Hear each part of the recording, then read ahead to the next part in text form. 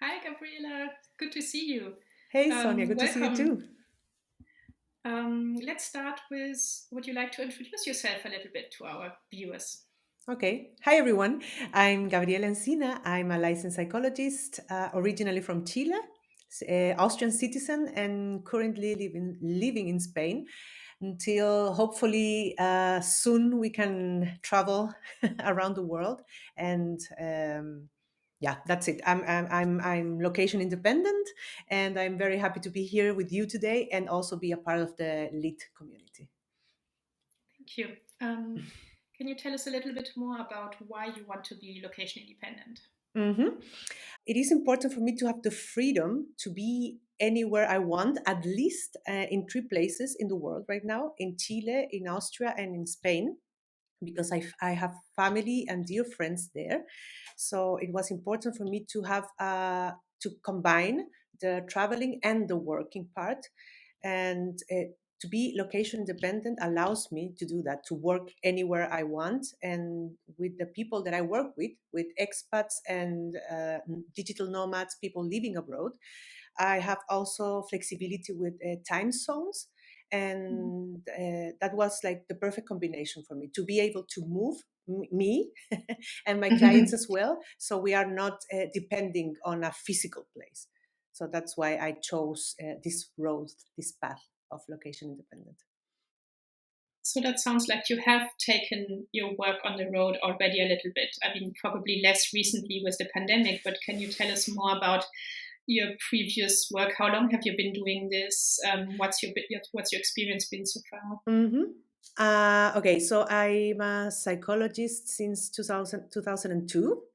So my path started actually, I was trained in Chile. We are trained like per se to be clinicians, to be psychotherapists. But I started with human resources work because there, at that time, there it was the place to develop a career.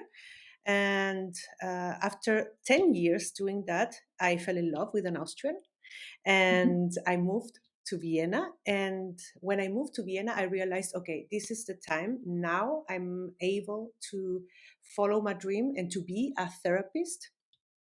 And I started working in Austria. I started working with expats, migrants, refugees, people living abroad or transitioning abroad. And that was the trigger for me to do that location independent as well, because I'm licensed in Chile and also in Austria. I got the recognition of my credentials, so I can be a psychotherapist there as well. And being online allows me to see people, like I said before, from all over the world. So uh, I started in the dark side, as I call it, the corporate world, and now I'm doing what I actually why I actually started studying psychology. That's counseling and psychotherapy. Yeah. Great. Mm-hmm. And who are your clients? Can you tell us a little bit about them? Do you have a typical client or who are they? My typical client, I would say, is a woman living abroad, at least bilingual, and high achievers, perfectionists, dealing with a lot of stress and demanding a lot of themselves, and dealing with the consequences of that, triggered or exacerbated by living abroad. So they are coming to me, especially dealing with anxiety on or relationship problems, multicultural relationship problems, Mhm. or but also their relationship with themselves, because they usually deal with identity issues, like where am I here, what am I doing here in this new country, and that added to that component, this self demanding the self how do you say exigencia,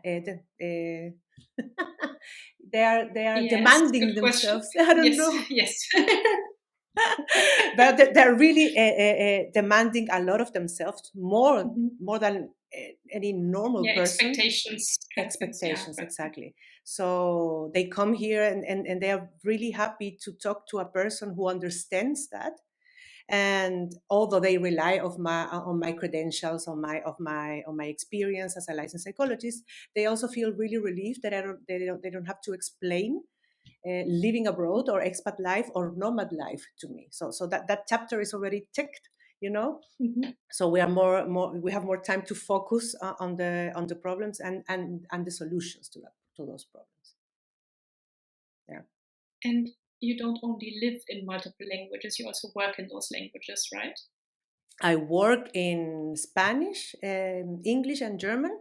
Now, Mm-hmm. mostly in English, but it varies. Mm-hmm. I have inquiries from those three languages, yeah, and people from all over the world. That's the beauty of our work as well, right, Sonia? Because Yes, it really I is. have right now, I have clients in Asia, in Africa, in Europe, and in South America. So in Mm-hmm. Australia is missing, but and of course United States, but or the North America. But that's I have to I have this amazing opportunity to be in a way be in those countries as well and look at those countries through the eyes of my clients, and that's also a very beautiful thing to have. Yes, definitely a part of this work that I love. Like, even when you can't travel yourself, you still get to travel and experience it from the inside. Yeah. Um, Now, you've been a member of our community for a long time. Do you remember how you found us and why you joined? Location dependent. I think the first I met you. I met you Mhm. and Melissa simultaneously and through Instagram, and I saw pictures. I mean, I follow your accounts separately, and I saw pictures of you together. So I thought, okay, Mhm. those people, those are people that I admire, and I admire their work. So if they're working together, they are surely doing something that I'm interested in, and that's why I found your group, your Facebook group. And then when you opened the first time, like it was 2020 February, I think, the first time you Yes, opened the just before the pandemic hit, just just in time, before. so that we were all like in there, so that we could Yeah, go through it yeah, together. the timing Yes. was perfect in that sense, Yeah. right? So I said I didn't I think I thought like about 2 weeks, if it was the great move or the good move to make, and it was definitely the one of the best decisions of my business to enter this community. It has given me so much. I've learned a lot about business and about how to market myself, and how to find my authenticity and my real voice, and the voice that I want everyone else to hear from me. And also I found great colleagues, great humanity in the group. I felt always so supported and so listened to, that I know when I'm dealing with something business related or personalish related, I can rely on the community. And that's something, especially now with so many things going on online. I think that's pretty special. I mean, the knowledge that our community has, like all together, and also the compassion and the empathy is, I would say, priceless. And the willingness to share and to do something and give back. You've been one of those members who also has been very active Mhm. in starting new projects. You're the one who created our movie club, for example.